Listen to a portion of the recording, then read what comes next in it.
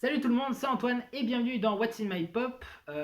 Donc aujourd'hui nous allons parler de House of Gucci, dernier film de Ridley Scott, avec son casting 4 étoiles, hein, Adam Driver, Lady Gaga, Jared Leto, Jeremy Irons, Al Pacino.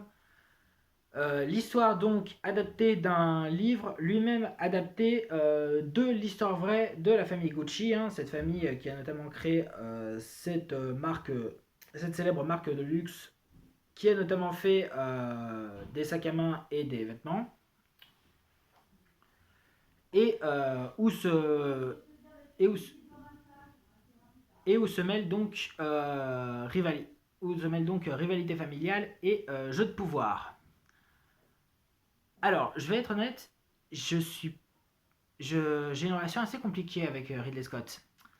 Alors, j'aime beaucoup, euh, j'aime beaucoup certains de ses films. J'aime notamment Alien, Blade Runner, Gladiator ou encore Seul sur Mars. Mais il y en a d'autres, il a un peu tendance à me perdre. Genre, j'ai un peu de mal avec Kingdom of Heaven, je dois reconnaître. J'ai d'ailleurs jamais pu finir le film en entier d'ailleurs. Prometheus, c'est une des plus grosses déceptions que j'ai jamais vues de toute ma vie. Et j'ai pas vu Covenant, hein, la critique de Durandal m'a suffisamment refroidi vis-à-vis de ça.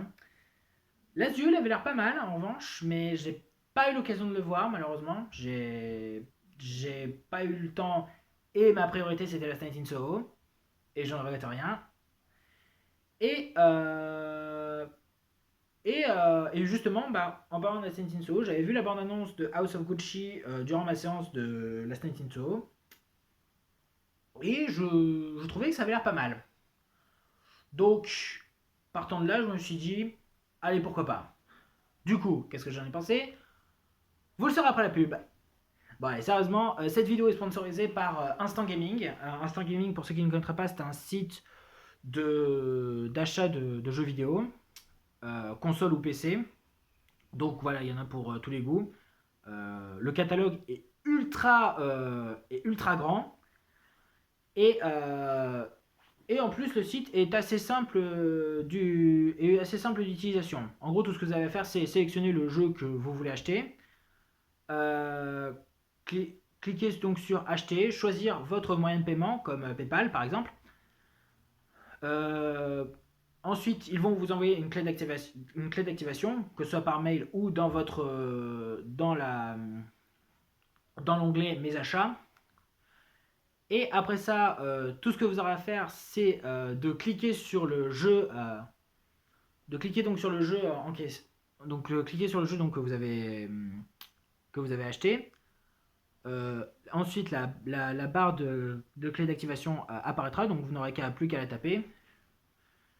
Sachant au passage que le site est compatible pour toutes les plateformes que vous utilisez. Alors, la plus utilisée évidemment c'est Steam, mais c'est compatible pour d'autres plateformes que Steam.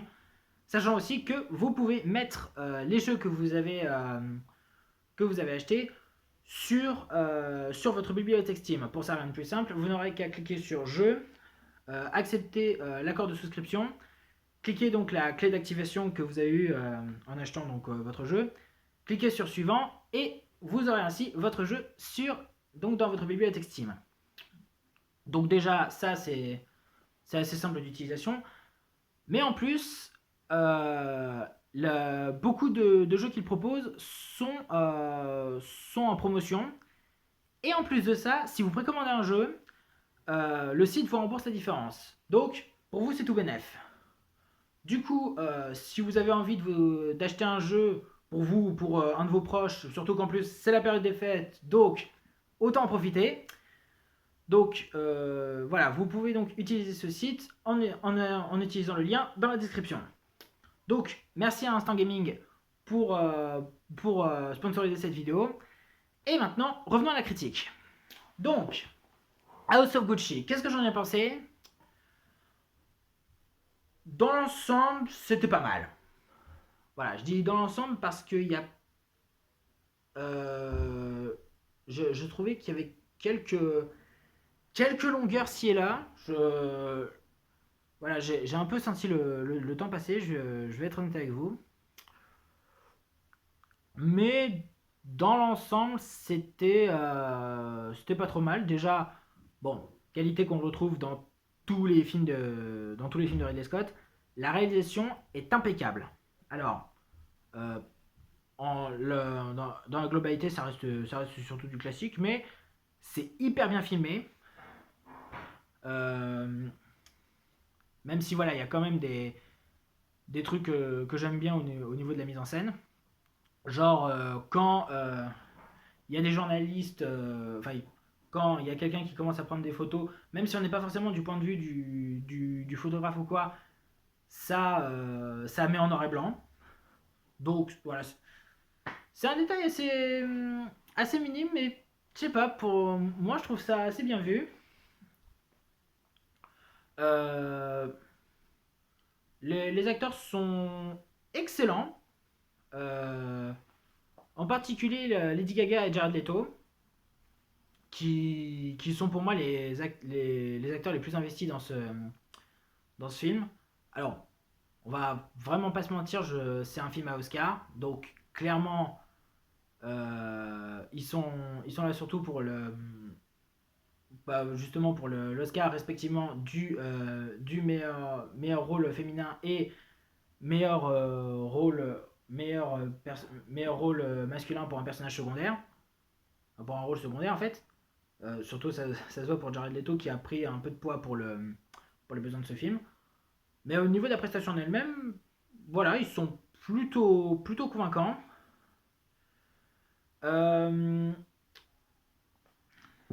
Après, au niveau de l'histoire, je sais pas où est-ce qu'ils ont pris des. Je sais pas trop où est-ce qu'ils ont pris des libertés au niveau. J'avoue, je me suis pas forcément renseigné sur l'histoire de Gucci. J'ai pas lu le livre dont le film est adapté et je me suis pas forcément renseigné sur l'histoire des Gucci en général, donc je ne sais pas forcément où est-ce qu'ils ont pris, excusez-moi, où est-ce qu'ils ont pris des libertés et où est-ce que, à quel point c'est fidèle. Même si évidemment je connais un peu le Gucci, hein.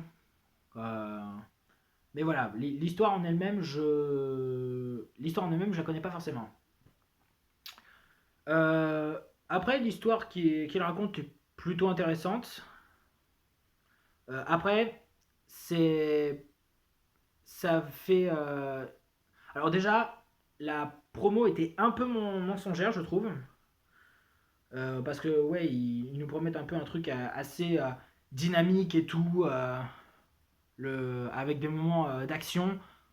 Le film n'est rien de tout ça. Je vous le dis tout de suite.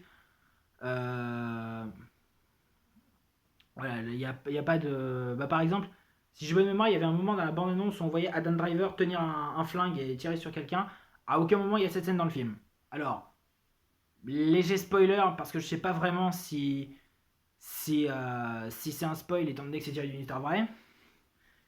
Mais il y a un moment dans le film où il se fait tirer dessus, donc. Mais lui, il ne tient jamais de flingue, du coup.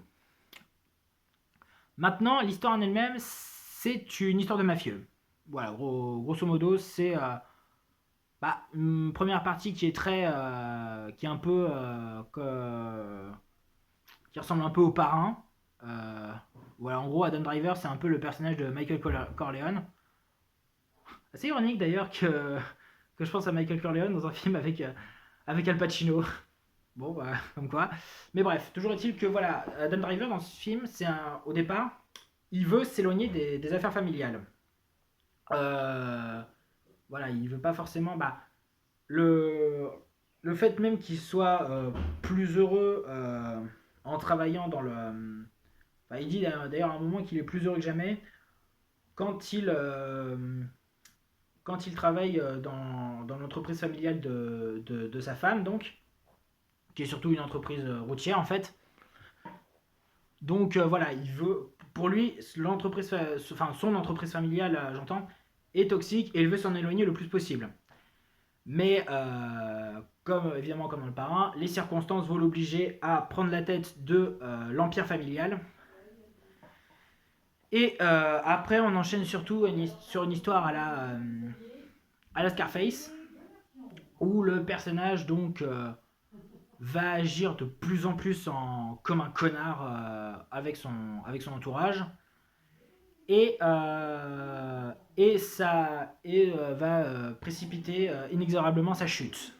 Déjà en étant trahi par ses ouais oui on peut dire ses actionnaires en fait, euh, et aussi en étant tué par un homme que sa femme avait engagé après que après qu'il ait divorcé de la pire des façons possibles.